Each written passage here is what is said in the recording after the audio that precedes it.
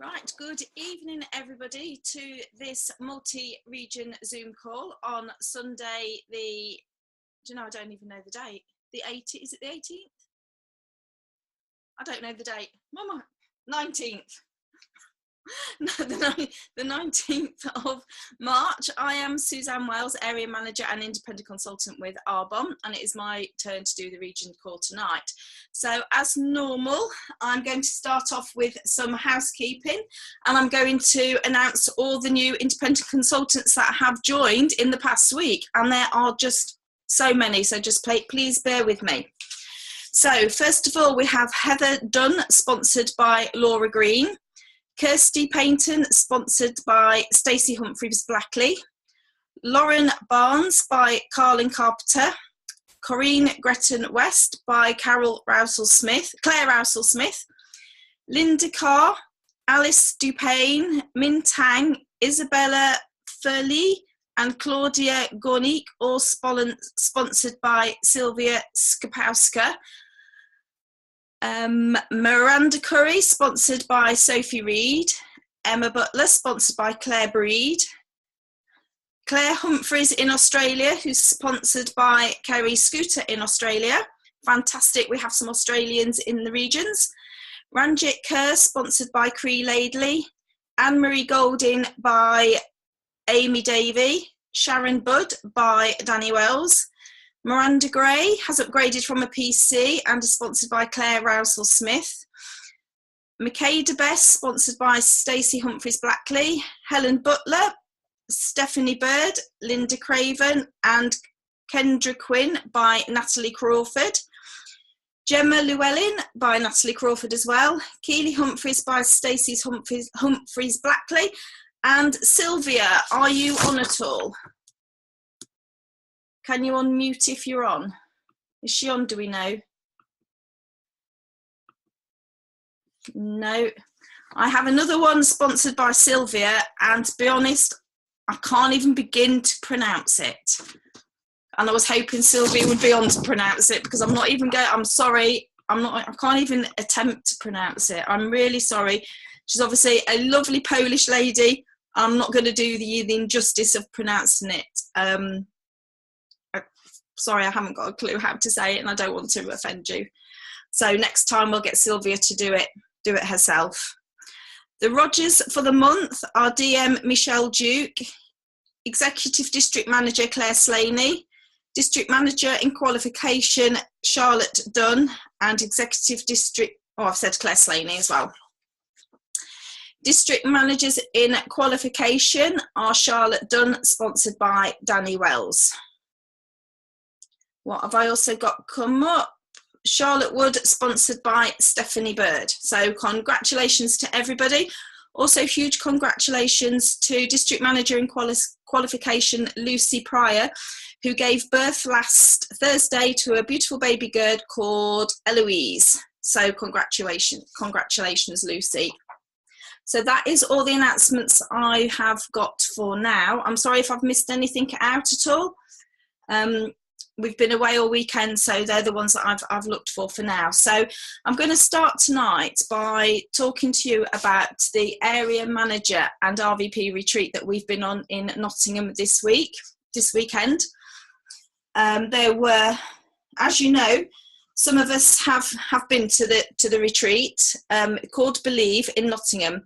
There was our beautiful National Vice President in Qualification, Fiona McCarthy, RVP Danny Wells, area managers me, Suzanne Wells, Jennifer Cowie, Carol Sutton-Houghton, Natalie Crawford, and Nikki Marchant. Do you know, all I've got is a picture of Jennifer Cowie on my screen. Going mental. I'm going to change you all now to big view. So I am sure all the others would agree that it was a phenomenal weekend, and if it isn't on your vision board, put it on for next year, along with the Arizona area manager retreat as well. They are both absolutely amazing. So we heard from 60 speakers.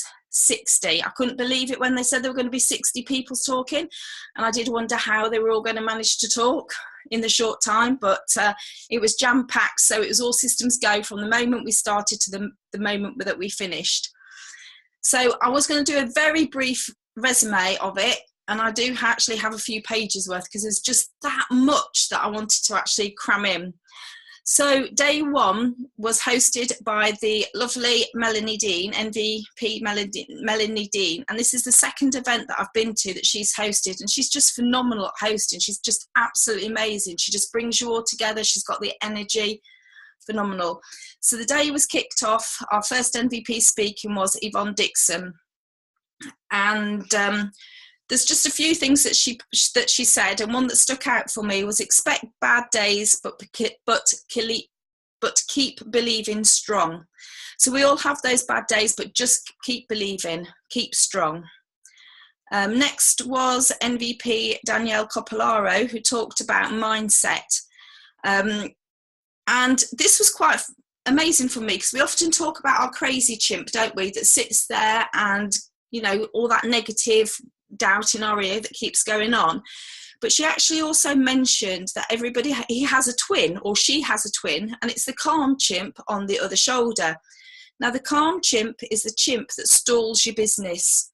You may get to a level and you feel comfortable, and your calm chimp takes over. And it was just like, wow, yeah, I've been comfortable where I am for the past year, and my calm chimp just keeps me being comfortable. I'm comfortable, yeah, I'm fine, I don't need to do anything, and it's just my calm chimp's taken over. So I've got to like learn to control. Not one chimp was bad enough, now I've got two chimps to control. So just be mindful that you can also have this calm chimp.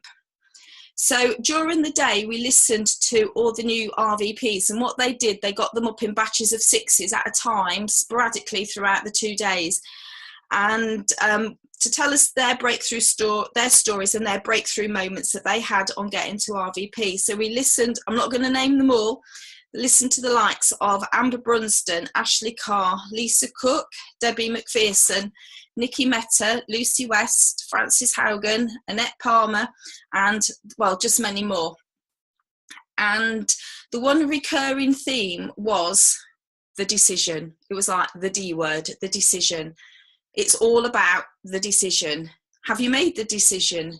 Do you know you've made the decision? Was the decision that you made actually the decision that you've made the decision about? And it got like really confusing, but it's all about the decision and making it. And actually, do you know when you've made it? And some thought they'd made it, but as it turned out, they hadn't made it then, they'd made it later on. So just be mindful when you think you've made the decision, you might not have made it. Very complicated, but until you decide to make the decision, and then you will.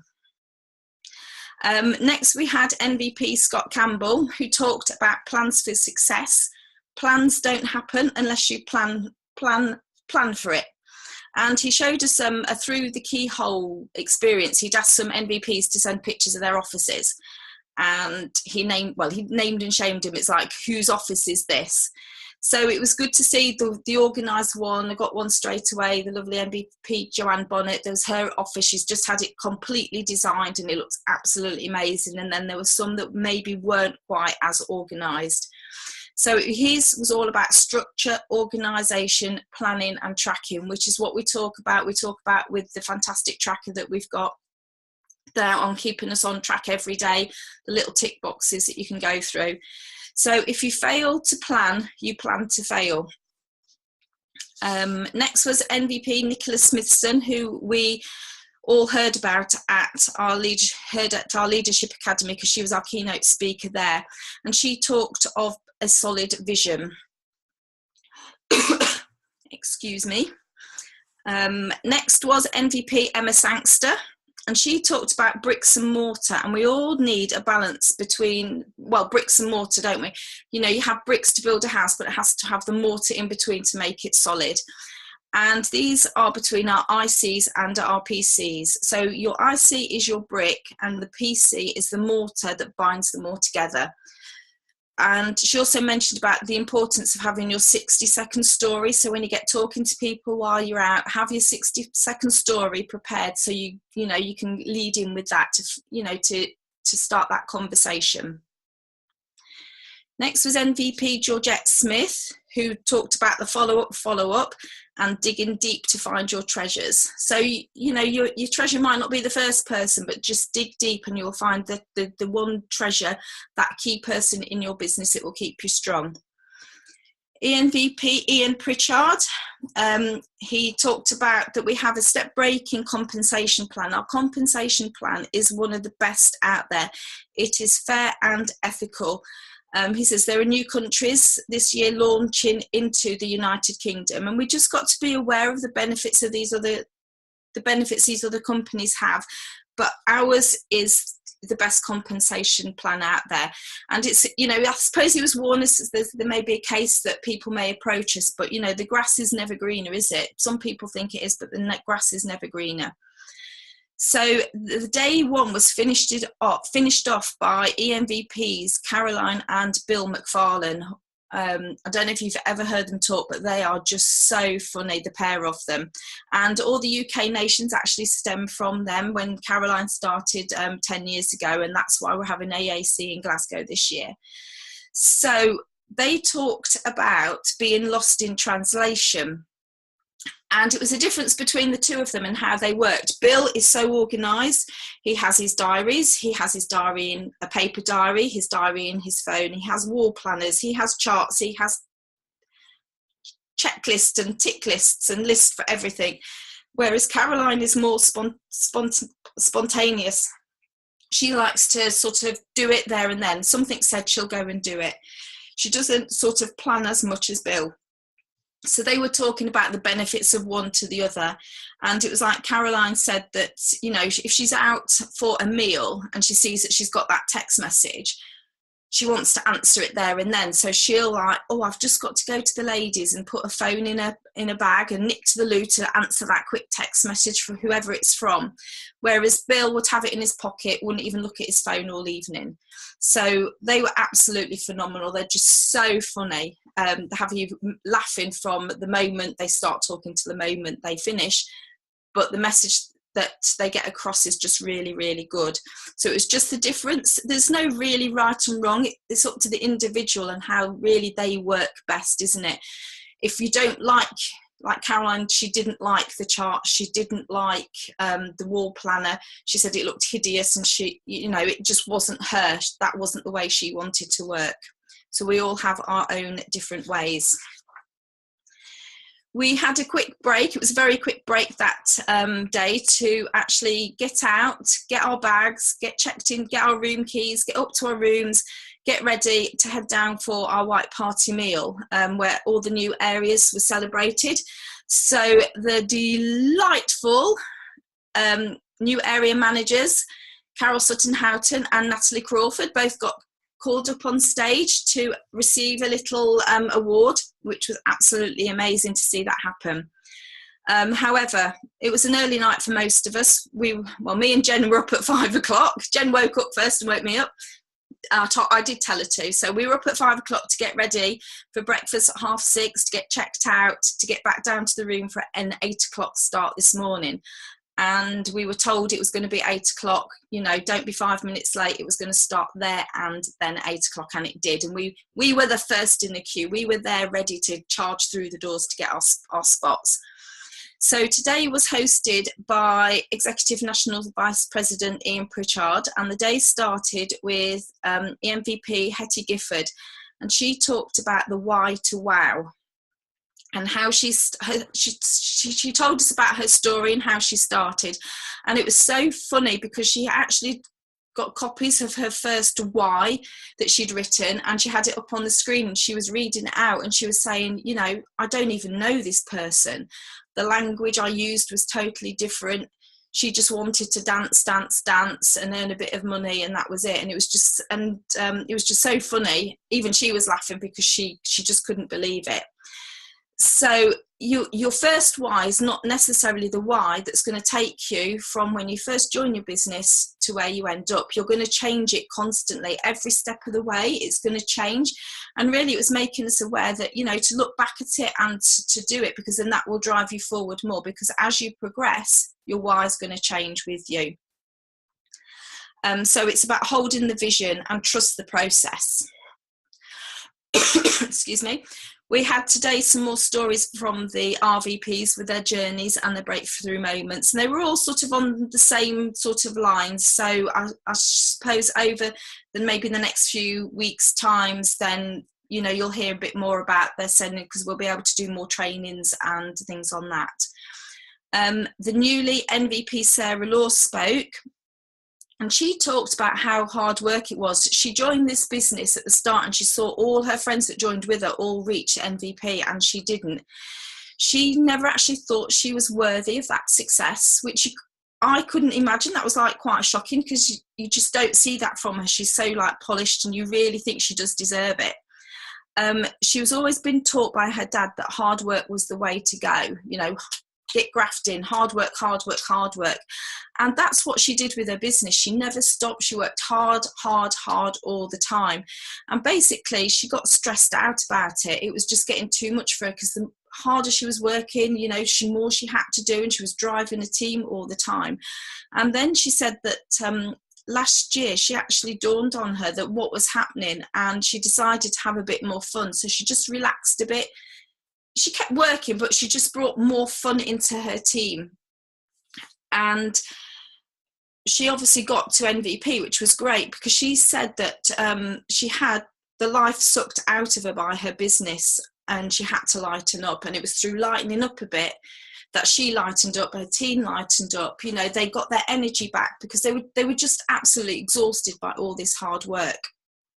So they got their energy back, and she got the nation that she'd been craving for I think it was for 5 years. She'd been trying to get nation and just felt that she could never get it. There was a quick question and answer session from some MVPs that Ian did, and I haven't written many notes on them, but he puts questions to them.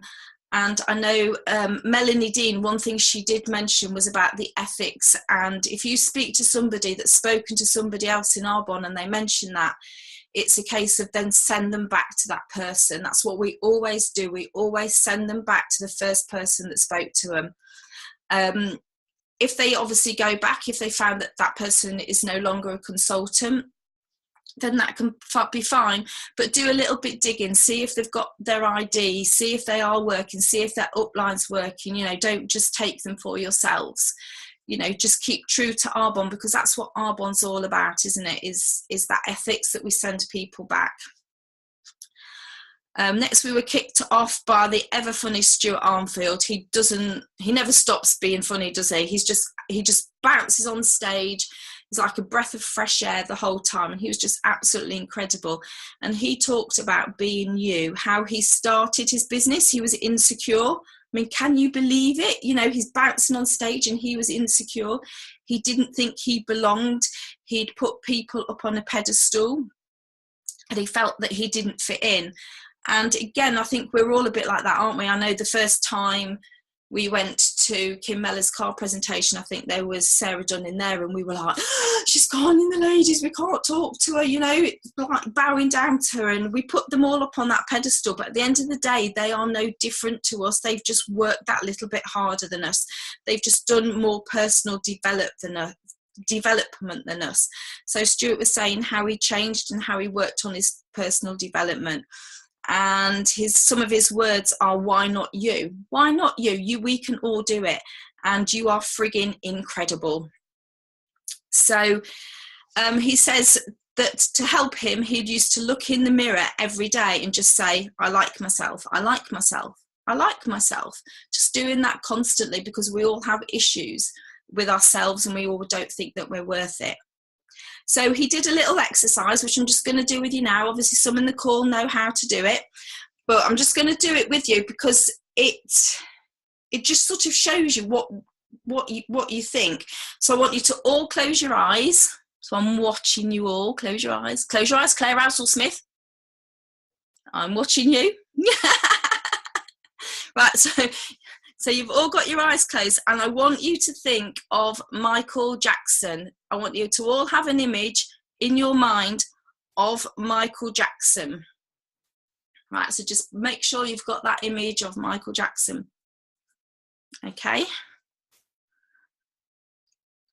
So really focus on that.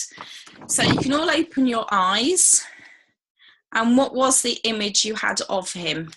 I bet, ooh, let me find my desktop.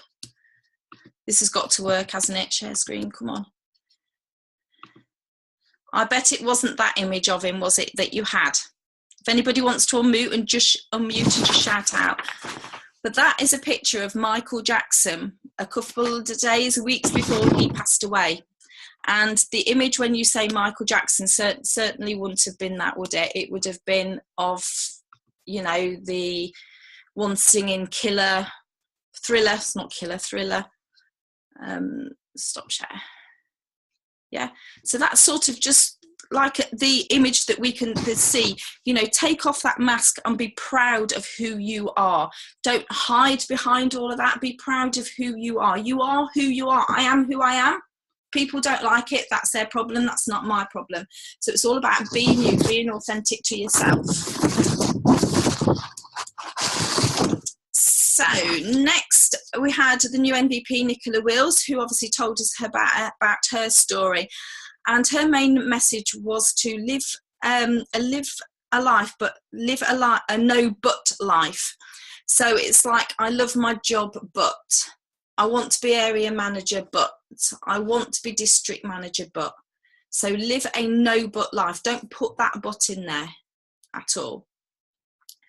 Next we had EMVP Sarah Dunning, and she is just incredible when she speaks. Like at AAC, she just captivates the whole room.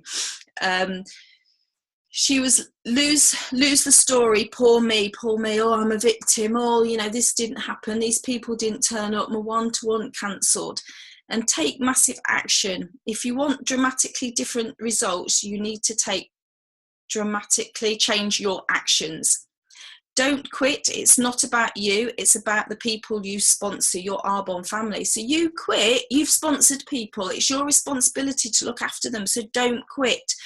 Divorce the story and marry the truth. So that was mainly her messages. And finally, the keynote speaker that we had was the lovely ENVP Cassandra Howes, all the way from the Gold Coast in Australia. And she talked about the main topic, which was belief. So success is not a decision, but a choice. Choosing is power. Consistency is the key. And again, that was the main thing we heard. Be consistent all the time. Be consistent in your business. And fear, false evidence. Fear is false evidence. Hang on. Fear is false evidence appearing false. Fear. I think I've written that down wrong, haven't I? Appearing real. Appearing real. So, thank you. So that was rather a quick, short overview of what we had into a jam-packed weekend. It was literally like all go from the minute we got there to the minute we left. So I hope you've just got a few little notes from that. I'm sure over time you will actually find out, you know, we can tell you a lot more about it. So I just want to quickly go to, I'm going to go a lot overrun, but Jen, have you just got any few comments that you want to share about this weekend? Hello. You pretty much covered it all. It was just incredible, and I always love these events because it's not just the training that you get, it's the energy in the room, it's the people that you meet and that you network with. So I was lucky enough to sit next to Regional Vice President Laura Rigby, and yeah, it's just really, really great. I mean, all the training was amazing, and hearing from the brand new Regional Vice Presidents was just incredible, because it just makes you realise how close you are to that level, if that makes sense. You're closer than you realise, basically.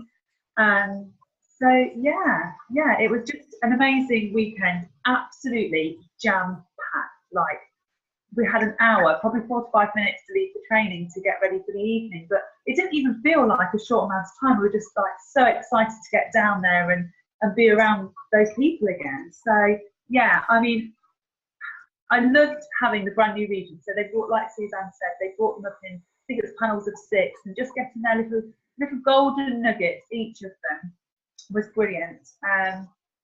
Yeah, I've got so many notes, like notes and notes and notes. We've got these lovely books, we've got mugs, we've got the RE9 miniature toners, and we were treated like absolute superstars.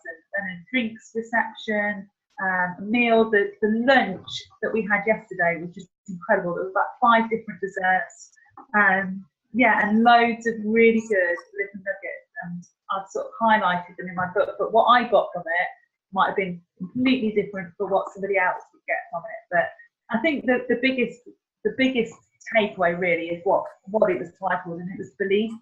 Like literally, you know, it's all down to your mindset and your belief. If you're not doing personal development, get up and start doing the miracle morning. That was said quite a few times. And get reading, do your affirmations, do your visualizations, because it makes a huge difference in the way business is going to go.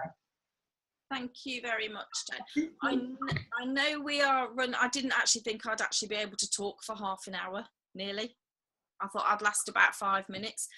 But so we may go on a bit later. I have got area manager in qualification. Carlin Carpenter's going to do some training on stalls, the basic setup, approach and booking. Is that everybody okay with everybody if we go on a bit later? Nod of heads, thumbs up, yeah. So if you'd like to unmute CJ, and so welcome to CJ. I said who's going to do some training on stalls. Oh, thank you, and thank you for your training. That was fab. I've been watching it all, and it all looks amazing. I will try and keep this as quick as I can. And if people have questions afterwards, just message me and I'll get back to people. So I'm just going to do a quick training on booking stalls, because I do quite a few stalls. I do get people messaging me asking how to find them, asking what to do, what to take and things like that. So I just thought I'd give some top tips on how to do that. But I do need to say I am no stall pro. The first time I did a stall was this time last year, and it was about a week before, and I realised, oh, I haven't done anything. I'd literally gone, yeah, I'll do the stall. And then a couple of days before, I rang Hayley, and I was like, please come with me, I don't want to do it on my own. And we just went and did it, and it was great, and actually I really enjoyed it. So if you go to a stall and you go to the venue and you feel like you're not a professional and you feel like you're going to look silly and you don't know what you're going to talk about, that's exactly what you will be. But if you go to a stall going, I'm an independent consultant and I do know what I'm talking about, and do you know what, if I don't know the answer, I'll find it, then that's what you'll be. So go with confidence and radiate that, because that will attract people. So where do I find the stalls? So how can you find the stalls? Like your local pages. So if you're wherever you are, write in the town and write in events and events in the local area or something like that. So we've got one and it's called something like Cambridgeshire Events and Social Occasions and things like that. And what happens is people who have got events coming up, they all post on that from all different areas, but they post on there. And what happens is I then like their comment, I'll comment saying I've messaged you, and then I message them straight away and I say something along the lines of, hello, your event looks great. I see you have stall holders. Do you have an Arbonne stall? If not, do you have any spaces left for a stall? If so, I'd be really interested in supporting your event by securing a stall. I'm a health and wellness consultant for Arbonne International. Have you heard of it before? They will respond one of 3 ways. They'll either one, not read your message, or they'll say, no, they don't have any space. They have already got an Arbonne consultant, to which you can respond, not to worry, thank you for getting back to me. I'd love to support you in the future. So if the consultant who is attending cannot attend next time, or you are looking for stall holders, please feel free to get in touch. Then at this point, I would make a concerted effort to continue to like the posts and add them as friends, just because even if I'm not going to that store at that time, there may be opportunities where I can go to other things. Or the third thing they'll say is, yes, they have space and they are interested, and they will ask you for your email address, and then you will usually communicate via email at that point. So the other ways you can do, and the way I get the majority of my stalls, is by contacting my local schools and getting friendly with the PTAs. Schools tend to request stall holders twice a year. They will request them for the summer fetes and the Christmas fetes, and you want to be at them. They will always ask you for a raffle prize, and they usually charge between £5 and £12. And if an event is charging £15 or more, I always ask, what is the footfall and what is your market? What is the marketing to support the event? Because if I'm taking time from my evening or my Saturday and Sunday days away from my children, I need to ensure that I'm spending my time wisely. This being said, I am yet to turn down a stall, as I am a true believer in golden nuggets, and it only takes helping one person stop using their products on the high street and share an Arbonne with them, and you have done your job. Also, you can also find, if you are a vegan and you are part of vegan groups, quite often you will get notified when there's local fetes and stalls coming on. You can also find them through like stall finders in your local area. Remember, there are going to be a ton of other Arbonne independent consultants going for the same stalls. Don't let that put you off. Quickest finger first a lot of the time. Just go and do it. Okay, so you've secured your stall. Brilliant. Well done. You've done the first step. You have found a stall. You've gone out of your way and you have secured it.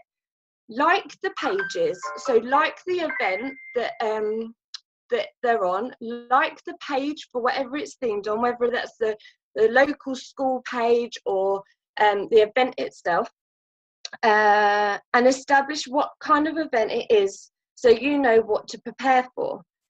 Is it just a free-flowing stall? So what I mean by that is literally you are there, it's got no theme, there's lots of other stall holders and the public are just free-flowing through the area?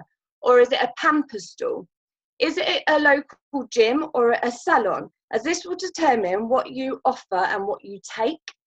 Once you have said you're going to the event on Facebook, share who you are and what you will be offering at the event. Explain what Arbonne is and any promotion that you may be running, and like other stall holders' posts and comment where necessary, and build up an interest before you even go.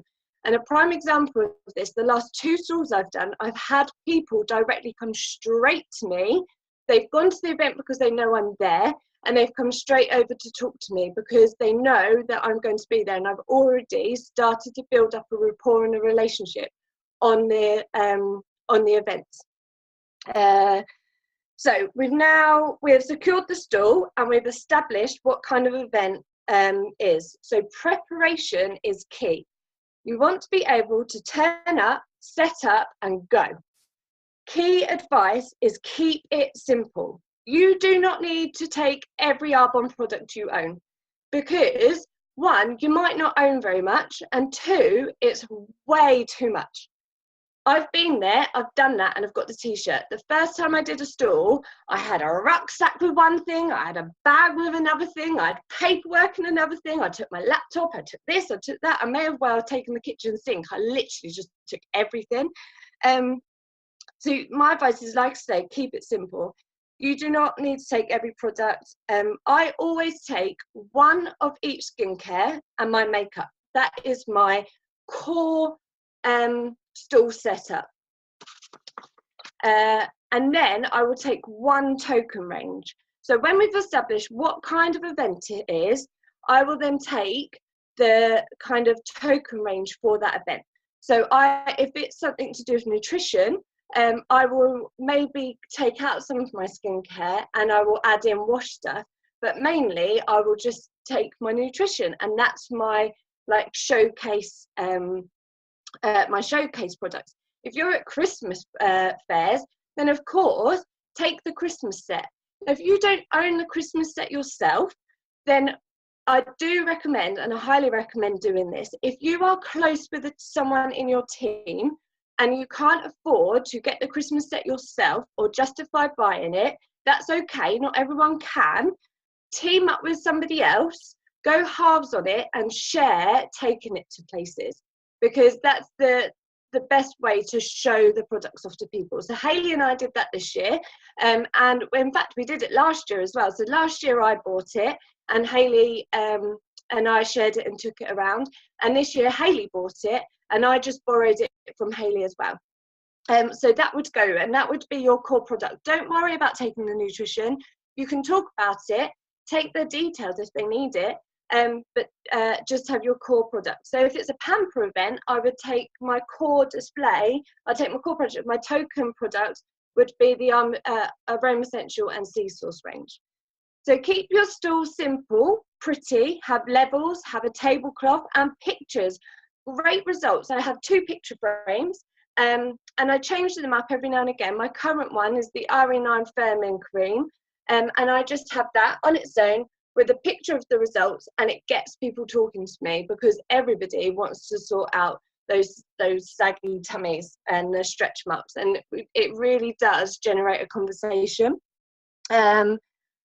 And I always have a clipboard with questionnaire on the front, and I encourage receiving the data by entering them into a monthly prize draw on my personal product choice of the month. So I pick one product every month, and I always secure a store at least once a month, and I have one product and I gain people's details and they can win that product. Lots of people do lots of different competitions, they do lots of different ways of gaining data. For me, simple is key. I just don't have time to be putting up lots of boxes and kissing lots of pictures, and that's fun.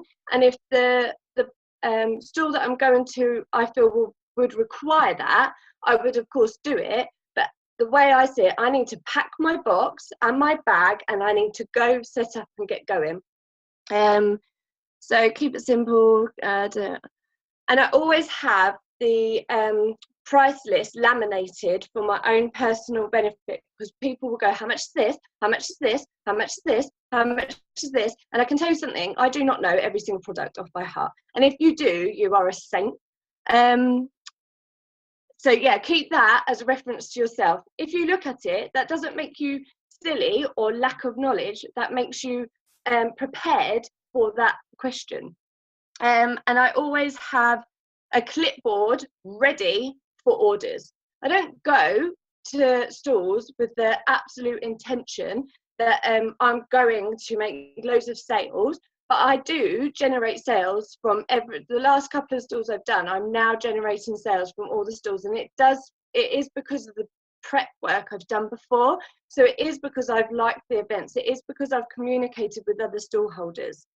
So how to get people to engage with your stall? Well, you now know that your stall is beautiful. It's beautiful and it's simple and you're proud of it.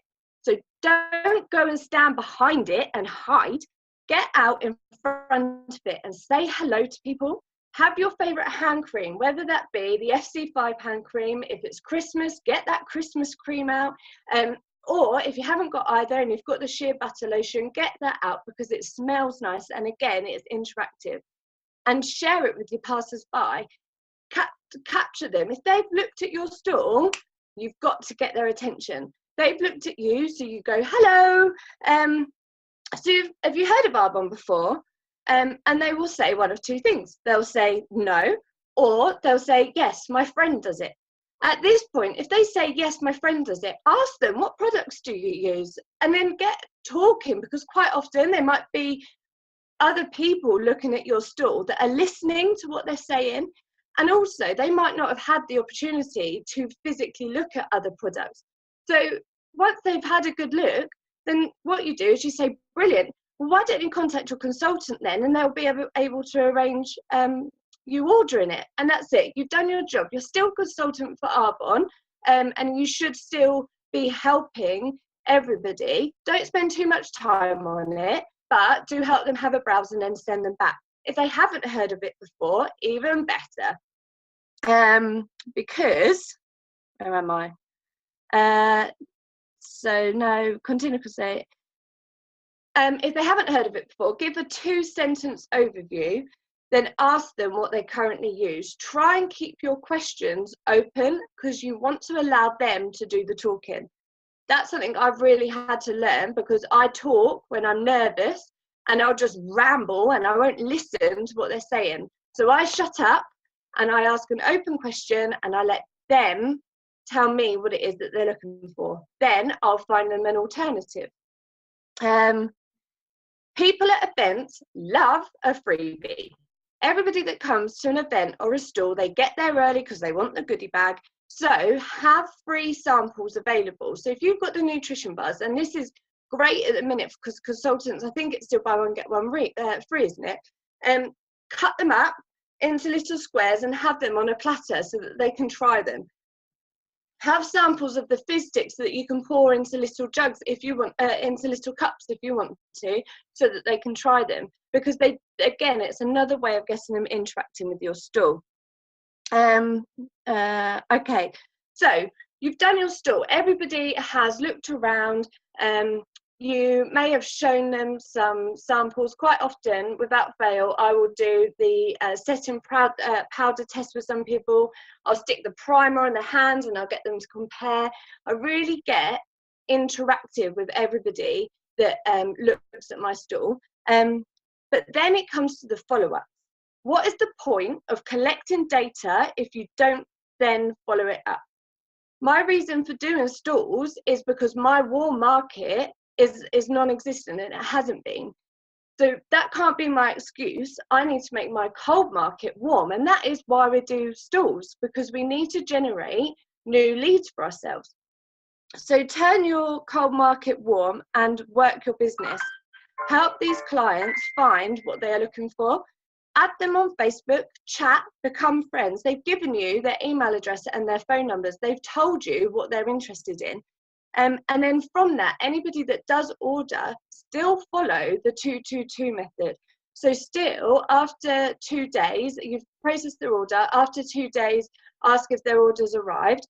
Then obviously 2 weeks and then 2 months.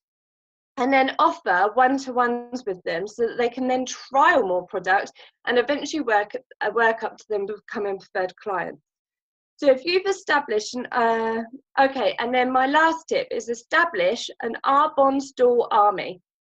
And so what I mean by this is chat to your local, chat to all the stall holders. Take time out to go and say hello to each and every one of them and introduce yourself and take genuine interest in what they're selling, because they will return that browsing favor. They will come over to your stall and give you an opportunity to talk to them. 80% of my sales that come from stall events are actually from stall holders. So what you then want to do is become friends with them. Take their business cards and add them on Facebook. Take their business cards and send them a message. Refer people to them. So if there's somebody selling the baby bibs and they've set up their own company and they're doing baby bibs and they're doing like the taggy stuff, and you've got friends that are looking for baby bibs, then recommend them to that person, or and establish that relationship, and then create an army. So then create a group of you in a private message chat that when local stalls and events come up, you tag each other and you share the event so that you know that it's there. So just in case you missed it or it's on a page that you don't know, they are giving you that information and you're doing that back for them as well. So from starting doing stalls this time last year, I did the Camborne small business stall. I now get those event people who run those events message me saying, do you want a stall again? And I'm like, yeah, of course. Never turn down a stall. Just because you don't know whether you can do it yet, don't turn it down. Because if you've been approached to do it, say yes and work out the logistics afterwards. It may be that you then have to give that stall to someone in your team. It may then be that you give it to a sister site, like a sister area or region or whatever, you know, a sister team. But do share it with other people, but never say no to a stall if you can see it's there. Like, bag those stalls as quickly as you can. And if you can, try and find somewhere that has a reoccurring every month venue that has a stall. So what I've managed to do is secure a stall in the local village that is the third Saturday of every month. It's 2 hours, 10 till 12. And one of my friends actually runs it, and she's a consultant for another network marketing company. And support, and you can go to that every month and turn that stall into a training stall, because stalls can be terrifying. Stalls can be the scariest thing because we're quite vulnerable and we do not know what the market of people are expecting. So turn it into a training stall for new consultants. So when you sponsor someone new, take them with you, and then eventually let them set up the stall and leave the stall and just be there for support. And that way, when the stalls start coming about, so now you need to be contacting your local PTAs now for summer phase, because they are looking now. I've already booked 2, and you're filling your diary now for June and July. And then they tail off in August, and then they start again for the Christmas period. And then by then, you're going to be an absolute pro. Yeah, and like I say, just try and use those as training stalls. So I hope that helps. And if anyone has any questions, I'm more than happy to ask. I was really aware of time, so sorry if I've spoken too quickly. But get out there and get some summer stalls booked in. And yeah, so there you go. That was my top tips for booking a stall. Thank you, CJ. That was absolutely amazing. We've got incredible. Danny says she used to be terrified, but now she likes them. I think you've answered the question because somebody put about what products you use, but you've mentioned that. So that was absolutely phenomenal. Took loads from that. So thank you very much for doing that piece of training on this call tonight. You are great. Soon to be area manager. Just quickly before we go, I actually see that Sylvia is on the call. Sylvia, can you unmute yourself? I don't know if you was on at the beginning, but I mentioned that you had a new consultant and I couldn't pronounce her name, and I would like you to pronounce it for me, please.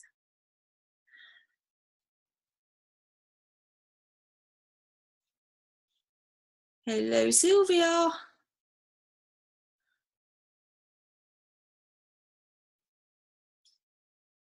Hello, I'm here. Sorry. Thank you. No, I just saw earlier on that you had a consultant. I'm on a speaker. Just no, and I couldn't pronounce the name, and I didn't want to do a disservice of trying. So can you welcome her to the region, please? Which one it was, because I had a few signing. It was a very Polish one. You mean Agnieszka Piłaszewicz? Yeah, that one.